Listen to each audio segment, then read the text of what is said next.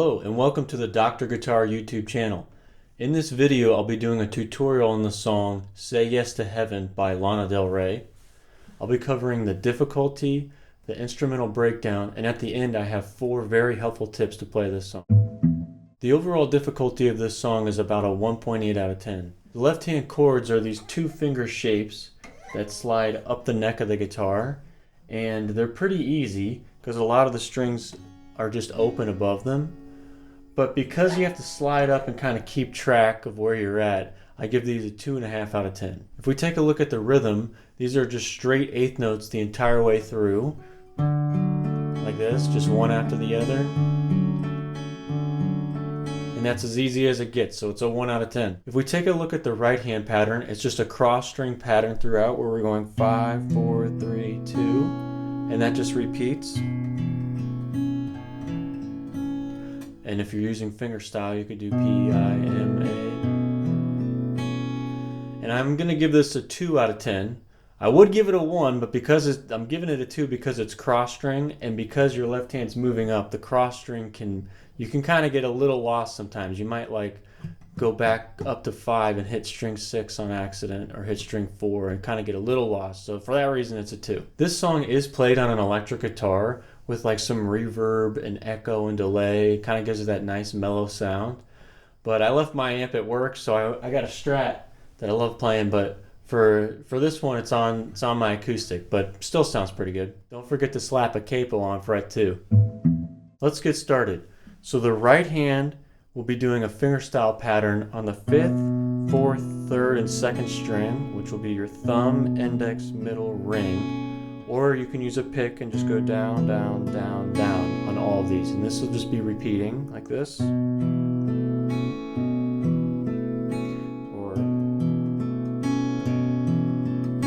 then we're going to plug in some left-hand chord shapes. So the first left-hand chord shape is a C major 7.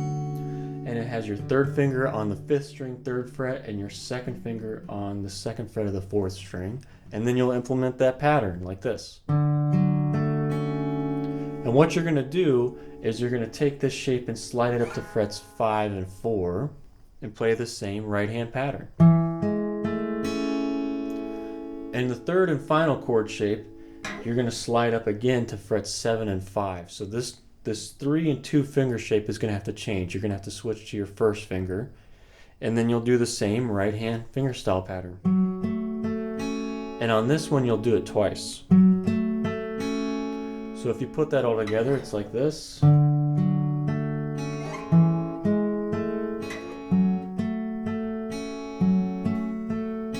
So I'll play through it and count it out loud so you can see the alignment. It's like 1 and 2 and 3 and 4 and 1 and 2 and 3 and 4 and 1 and 2 and 3 and 4 and 1 and 2 and 3 and 4 and... The first tip is using what we call your guide finger. It's when 2 chords share the same finger on the same string, like this. These are on the same string, okay? So what you do, instead of lifting your fingers off of the strings and then putting them back down, you leave them on the strings and you just slide them up. So that's the guide finger. And when you go to the last chord, your 3rd finger is still a guide. I know we're changing our 2nd finger to our 1st finger here, but this 3rd finger actually is not leaving the 5th string at all. Even when you go back to the 1st chord, you can see how I leave my 3rd finger down.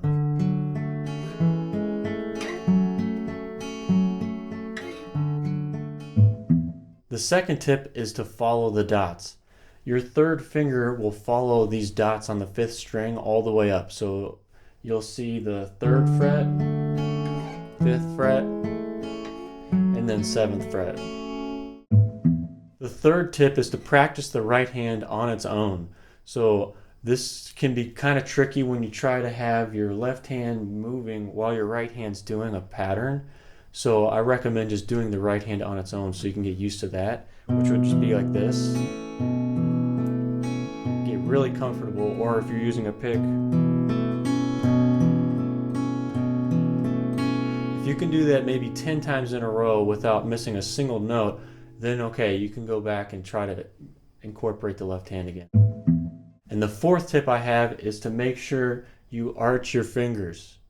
I think a lot of times people don't arch their hand, and you'll get a lot of these sounds because your fingers are touching over and leaning over the string, so you get that muted sound. What you need is arch. So the way you can improve arch is to your elbow can come down, and you can see that the hand starts to have more arch this way. Let me know if you got any questions in the comments below. I'm happy to help.